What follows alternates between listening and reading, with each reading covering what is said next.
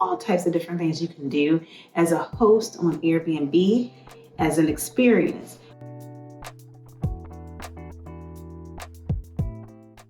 Hello explorers, Kita the Explorer here, and welcome back to my channel. Today on my channel, I'm going to talk about Airbnb experiences and how you can host your own experience. In my last video about Airbnb experiences, I talked about it from a traveler's perspective and how you can use experiences on Airbnb to travel the globe and have different ways to immerse with the local culture as you travel. But today I'm going to talk about how to actually host your own experience, because someone actually asked me on my Twitter. So I'm going to talk about that today. But first, make sure you hit the subscribe button down below and the notification bell right next to it so you'll be notified when all my videos are released. Videos are released on Tuesdays at 4 p.m. Eastern Time and Thursdays at 11 a.m. Eastern Time. And on my channel, I talk about all things travel, photography, and some about the environment. Now let's get into today's video. All right, let me get my water bottle out of the way, because I'm going to share some things here. You can watch the previous video that I have linked up above here in the card about what is Airbnb experiences, but you can be your own host of an experience. So like me, I am a host and I run a photo shoot experience in Atlanta. But you could also do things like do some type of animal excursion, do some type of hike, do bike riding. What about doing tastings or anything? There's all types of different things you can do as a host on Airbnb as an experience. But you have to follow some specific guidelines that Airbnb has on their website. And once you fill out your application and fill out the details of your experience, it will go to a team where Airbnb will review, and they will tell you if you meet their quality standards or not. Sometimes they'll tell you exactly what was wrong. At least in my case, there were some things they needed me to qualify when I first submitted my experience, and then I edited it and then it went live. Once it goes live, then you could put out dates on your calendar where you're available to actually host your experience.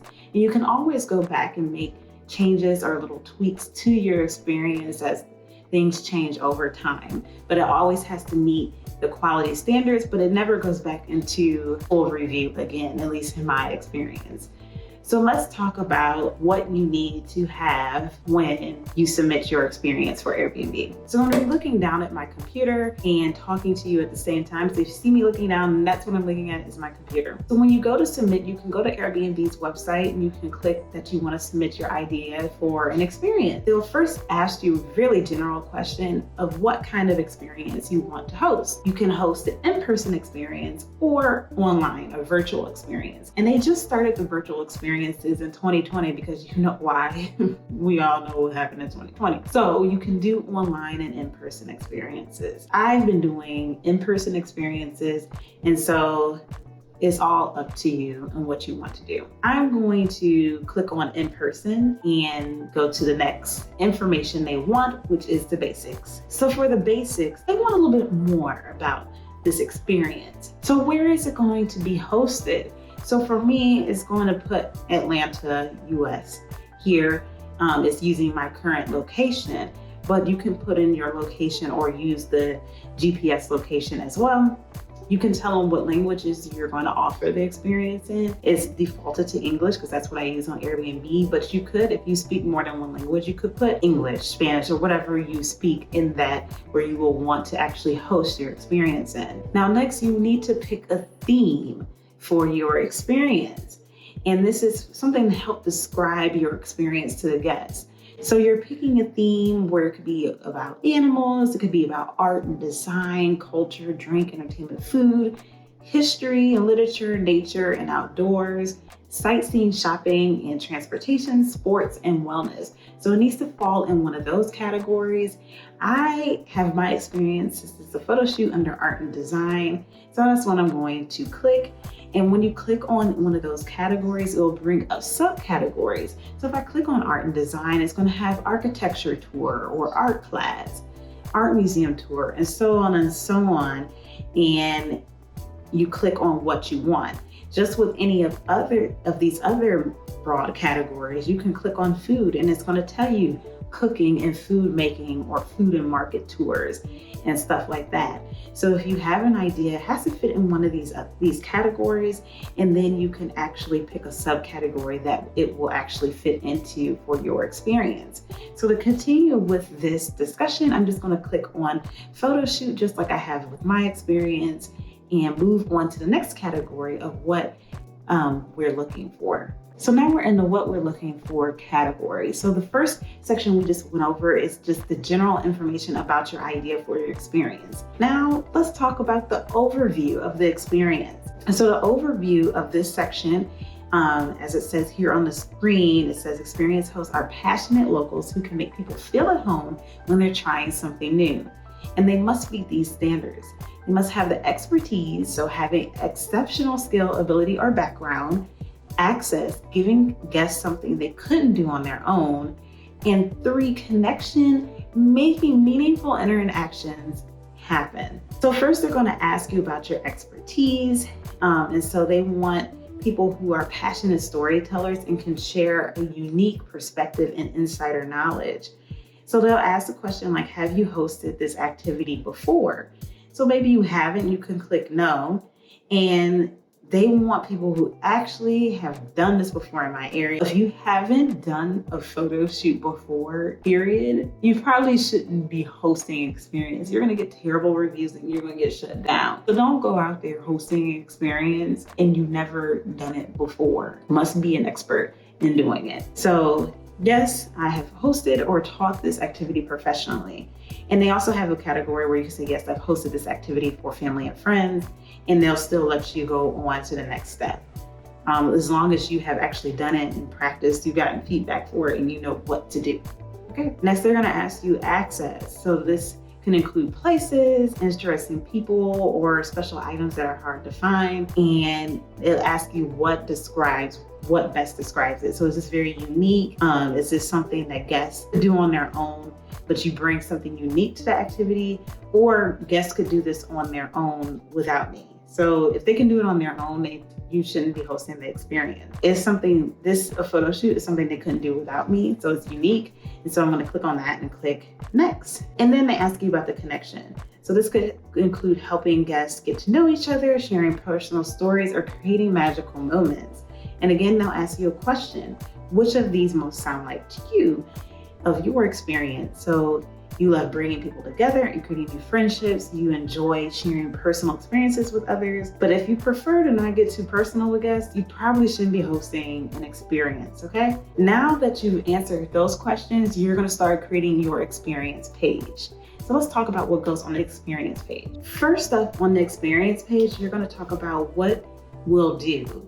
So you're going to start describing your experience, and this is what people are going to see, potential travelers who want to book your experience. This is what they're going to see when they come to your page. So first you need to be very specific about the plans from start to finish about what you'll be doing on the experience.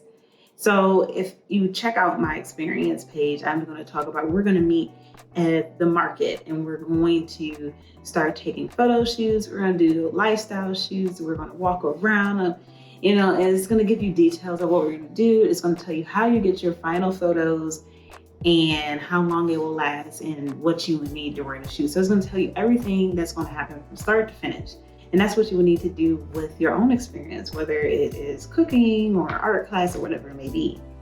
You will then tell how long the experience is. So it could be an hour, it could be 2 hours, it could be a whole day, whatever it needs to be. Make sure you put the allotted time. For me, I put the max time it could be. I always say 2 hours if I have a full experience.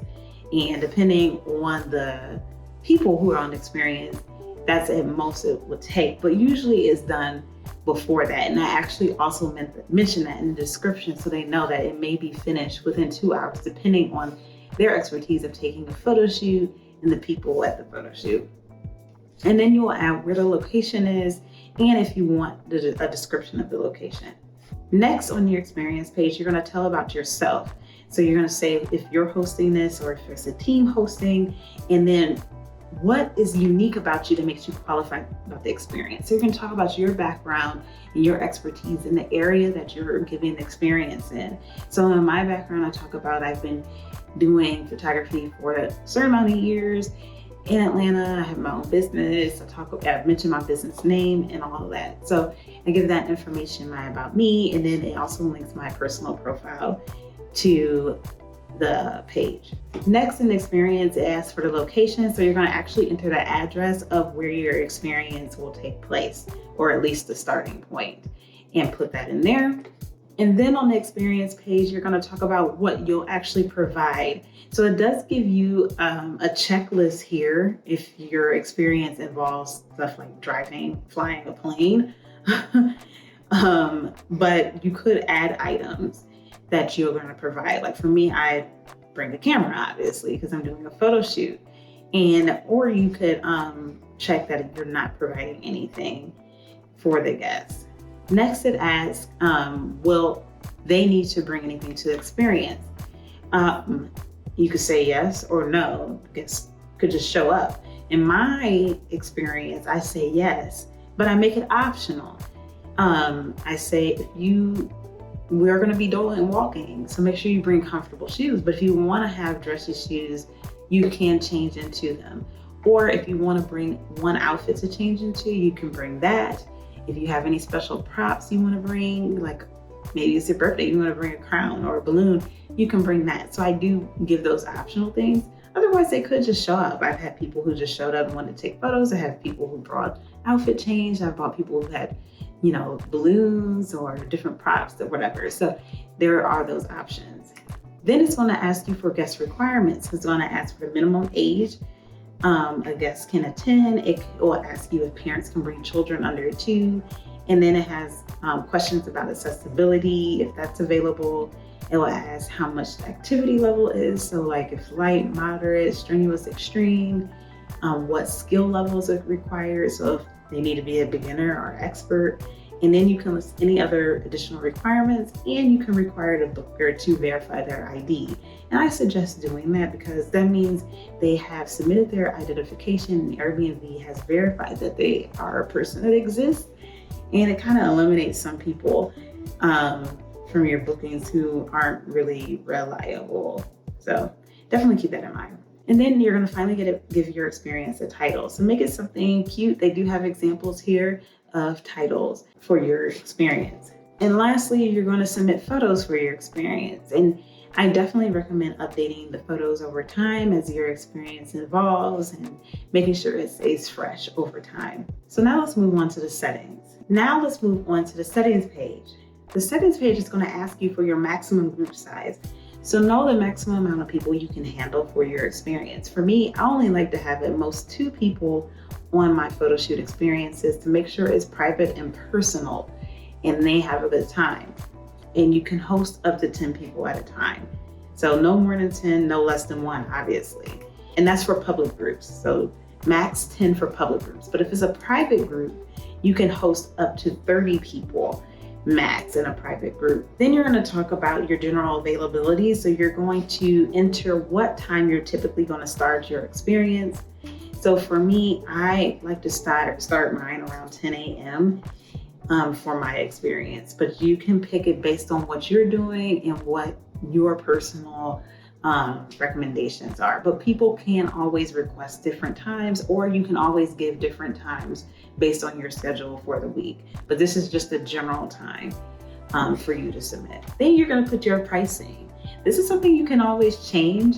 And so just do your research, maybe go check other experiences that are similar to what you're going to create and kind of make the pricing similar, and also consider your experience in it as well. But make sure you're able to justify your price and what you're explaining in your description for Airbnb. You can also set up your experience to offer early bird pricing so they get a discount if they book, I believe, at least 2 weeks or more in advance. And you can also set a different price if people want to set up a private group. If you have guests with disabilities, you can also offer for them to have free admission as well. And then you can also put in discounts. So you can offer a group rate.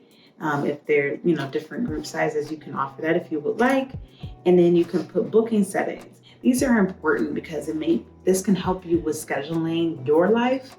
So you could put cutoff time for any additional guests. So if someone books a slot, so for example, I have 2 slots in my experiences. If someone books a solo spot, there's 1 more spot open.